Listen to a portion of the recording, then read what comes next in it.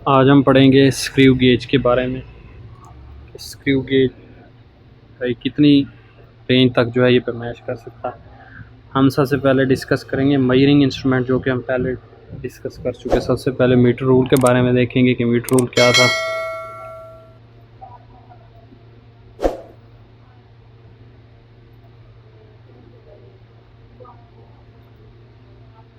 Metre rule हमने पढ़ा था कि कम से कम जो है ये 1 मिलीमीटर तक जो है ये मेजर कर सकता है पैमाइश।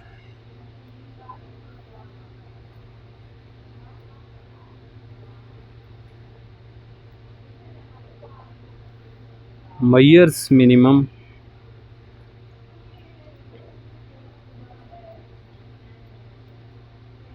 1 मिलीमीटर, यानी कि ज़्यादा से ज़्यादा 1 मिलीमीटर तक जो है ये मेजर कर सकता है किसी भी ऑब्जेक्ट की पैमाइश को। तो लिहाजा इसका जो लीस्ट काउंट होगा वो कितना होगा? लीस्ट काउंट जो है वो इसका 1 मिलीमीटर होगा। कम से कम पैमाइश जो है इसकी 1 मिलीमीटर है, इसी वजह से इसका लीस्ट काउंट 1 मिलीमीटर ही होगा। उसके बाद हम देखेंगे कि वर्नियर कैलिपर के बारे में हमने पढ़ा था मीटर रूल के बाद कि इसकी क्या रेंज होती है पैमाइश की।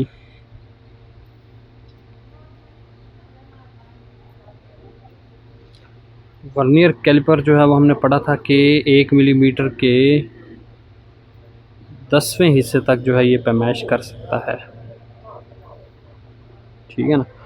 तो एक को जब हम 10 पे डिवाइड करेंगे तो क्या आएगा? 0.1 मिलीमीटर,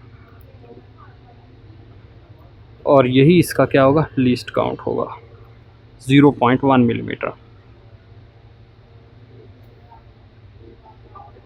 0.1 मिलीमीटर इसका लीस्ट काउंट होगा। उसके बाद इससे भी कम पैमाइश के लिए जो है हम देखेंगे कौन सा आला इस्तेमाल होता है। स्क्रू गेज जो है वो मोस्टली हम ज़्यादा इस्तेमाल करते हैं इससे, यानी वो स्क्रू गेज जो है वो 1 मिलीमीटर के 100वें हिस्से तक जो है वो पैमाइश कर सकता है। वर्नियर कैलिपर में हमने देखा कि 1 मिलीमीटर के 10वें हिस्से तक पैमाइश कर सकता था। तो वर्नियर कैलिपर की निस्बत भी जो है ये ज़्यादा दुरुस्तगी से छोटी पैमाइश जो है मालूम करने के लिए इस्तेमाल किया जाता है। इसे माइक्रोमीटर स्क्रू गेज का नाम भी दिया जाता है, ठीक है। अब ये एक यू शक्ल के जो है वो धाती फ्रेम पर मुश्तमिल होता है, ठीक है ना, और इसको हम क्या नाम देंगे? मेटल फ्रेम का नाम दे देंगे।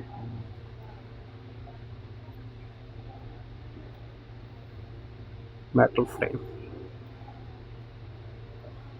ये क्या है? मेटल फ्रेम है, मेटल फ्रेम का नाम दे देंगे। उसके बाद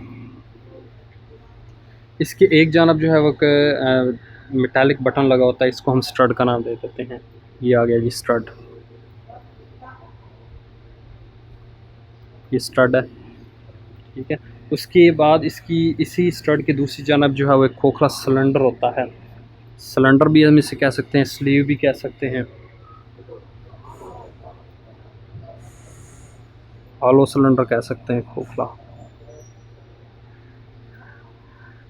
हॉलो सिलेंडर, और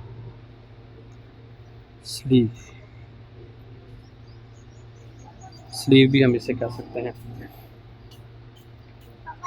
और इस खोखले सिलेंडर पर इसके एक्सिस के पैरेलल जो है वो इंडेक्स लाइन होती है। इंडेक्स लाइन कौन सी होती है? ये वाली होती है,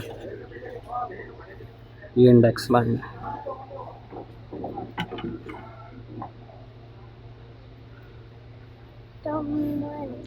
खोखला सिलेंडर है, इसी के पैरेलल जो है वो ये क्या होगी? इंडेक्स लाइन ये वाली होगी। इसका काम भी हम जो है वो बाद में देख लेते हैं। इसके ऊपर मिलीमीटर के जो है वो दर्जे लगे होते हैं, इसके ऊपर मिलीमीटर के दर्जे लगे होते हैं, और ये एज ए नट के तौर पर जो है वो काम करता है। इसको हम आगे पीछे जो है हरकत कर सकते हैं। और ये कैसे आगे पीछे हरकत करता है, और ये कहाँ पे मौजूद होता है? स्टड की अपोजिट डायरेक्शन में जो है ये मुखालिफ सिमत में जो है यू शक्ल के सिरे पर जो है यहाँ पर फिक्स होता है, इस जगह पर फिक्स होता है। उसके बाद थंबल है, ये क्या कहलाएगा? ये थंबल कहलाएगा।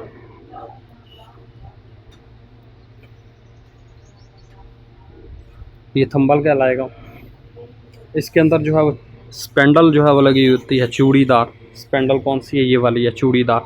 इसको हम घुमाएंगे तो ये भी आगे जो है हरकत करेगी। इसको हम स्पेंडल का नाम दे देते हैं। ये स्पेंडल आ गई, ठीक है ना। तो जैसे ही ये थंबल एक चक्कर मुकम्मल करेगा, थंबल स्पिंडल जो है वो 1 मिलीमीटर इंडेक्स लाइन की सिमत में जो है वो आगे पीछे जो है वो हरकत करेगी, जिसकी वजह से स्पिंडल के अंदर चूँकि चूड़ियाँ होती हैं, दो मुफस्सल के चूड़ियों के दरमियानी जो फासला होगा वो 1 मिलीमीटर के मुसावी होता है। और जब ये एक चक्कर मुकम्मल पूरा करेगा तो ये 1 मिलीमीटर जो है वो आगे क्या करेगा, ट्रैवल करेगा, सफ़र करेगा। तो इस 1 मिलीमीटर को हम जो है वो स्क्रू गेज की पिच का नाम दे देंगे। और थंबल का ये किनारा है, ठीक है, और इसके इर्द गिर्द जो है वो 100 दर्जे लगे होते हैं, और इसको हम क्या नाम दे देंगे, सर्कुलर स्केल का नाम दे देंगे। ये आ गया जी सर्कुलर स्केल, ये सर्कुलर स्केल आ गया।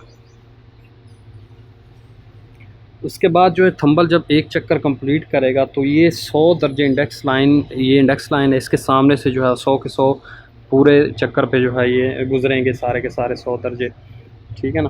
तो तब जाके थंबल जो है वो 1 मिलीमीटर का फासला जो है वो तय करेगी, ठीक है ना। और इसको हम कैसे ज़ाहिर करेंगे, 1/100 से, यानी कि यहाँ पे 1 मिलीमीटर का फासला तय करेंगे और ये 100 के 100 नंबर जो है वो आगे पीछे ट्रैवल करेंगे, ठीक है ना। तो इसको हम इसी वजह से हम इसको इसी तरीके से हम इसको जो इसका जो लिस्ट काउंट है वो हम कैसे कैलकुलेट करेंगे। इसमें ये वाला जो स्केल है ये कौन सा स्केल कहलाएगा, ये मेन स्केल कहलाएगा, ये मेन स्केल है, ये मेन स्केल कहलाएगा। उसके बाद ये हम घुमाएंगे कैसे, कहाँ से घुमाएंगे, यहाँ से घुमाएंगे, इसको हम रिचेट का नाम दे देंगे।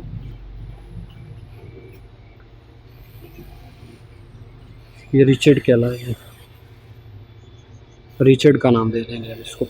अब उसके बाद हम देखेंगे कि इसका लीस्ट काउंट जो है वो हम कैसे फाइंड करेंगे।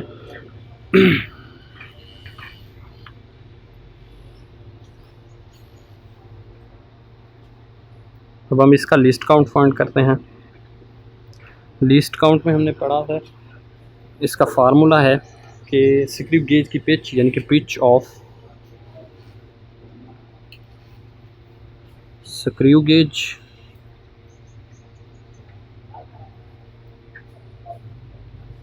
divided by number of division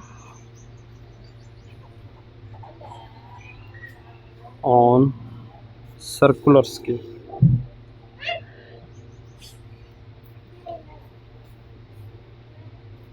ये इसका फार्मूला है। तो पिच जो है इसकी क्या थी, 1 मिलीमीटर थी, यानी कि पूरा चक्कर जब ये सर्कुलर स्केल करेगा तो 1 मिलीमीटर आगे होगा ये स्पिंडल, तो हम इसको 1 मिलीमीटर जो है वो लिख देते हैं। 1 मिलीमीटर, ये 100 जो है वो दर्जे इंडेक्स लाइन से गुजरेंगे, इसी वजह से हम इसे डिवाइडेड बाय 100 कर देंगे। तो ये क्या आएगा, इसका 0.01 मिलीमीटर आ जाएगा, ये इसका लिस्ट काउंट होगा। इसको जब हम सेंटीमीटर में लिखेंगे तो कैसे लिखेंगे, या 0.001 सेंटीमीटर आ गया, ये इसका क्या आएगा, ये लिस्ट काउंट होगा। तो इस फार्मूले की मदद से हम स्क्रू गेज का लिस्ट काउंट फाइंड करेंगे। तो आज हमने पढ़ा था कि स्क्रू गेज क्या है। इससे पहले हमने मुख्तलिफ मेजरिंग इंस्ट्रूमेंट पढ़े थे, जिसमें मीटर रूल था, जिसमें एक मिनिमम जो है वो 1 मिलीमीटर पर मैच दी जाती है, जिस वजह से इसका लिस्ट काउंट भी 1 मिलीमीटर था। जबकि वर्नियर कैलिपर जो है वो 1 मिलीमीटर के 10वें हिस्से तक पे मैच कर सकता था, इस वजह से इसका लिस्ट काउंट जो है वो 0.1 मिलीमीटर था।